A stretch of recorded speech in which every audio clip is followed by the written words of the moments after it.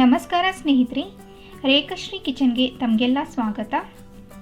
ಇವತ್ತಿನ ವಿಡಿಯೋದಲ್ಲಿ ಕಿತ್ತಳೆ ಹಣ್ಣಿನ ಜ್ಯೂಸ್ ಯಾವ ರೀತಿ ಮಾಡೋದು ಅಂತ ನೋಡೋಣ. ಮೊದಲನೇದಾಗಿ ನಾನಿಲ್ಲಿ 3 ಕಿತ್ತಳೆ ಹಣ್ಣು ತಗೊಂಡಿದ್ದೀನಿ. ಈ ರೀತಿ ಅದರ ಸಿಪ್ಪೆ ಬಿಡಿಸಿಟ್ಕೊಳ್ಳಿ. ಇದರಲ್ಲಿ ಏನಾದರೂ ಬೀಜಗಳಿದ್ದರೆ ಅದನ್ನು ಕೂಡ ತೆಗಿಬೇಕಾಗುತ್ತೆ. ನಾನಿಲ್ಲಿ 3 ಕಿತ್ತಳೆ ಹಣ್ಣನ್ನು ಬಿಡಿಸಿಟ್ಕೊಂಡಿದ್ದೀನಿ.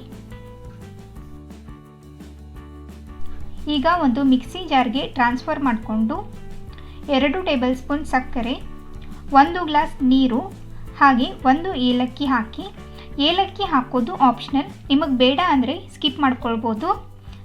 ಇದನ್ನು ನುಣ್ಣಗೆ ರುಬ್ಕೊಳ್ಳಿ. ಈಗ ಈ ಜ್ಯೂಸನ್ನ ಸೋಸ್ಕೊಳ್ಬೇಕು. ಈ ರೀತಿ ಸೋಸ್ಕೊಳ್ತಾ ಇದ್ದೀನಿ.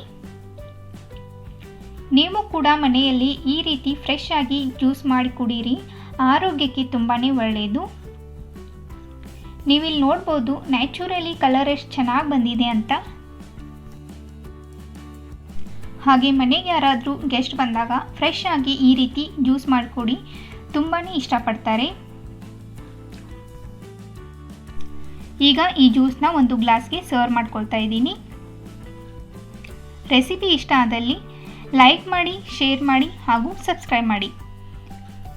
ಮತ್ತೆ ಸಿಗೋಣ ಮುಂದಿನ ವಿಡಿಯೋದಲ್ಲಿ.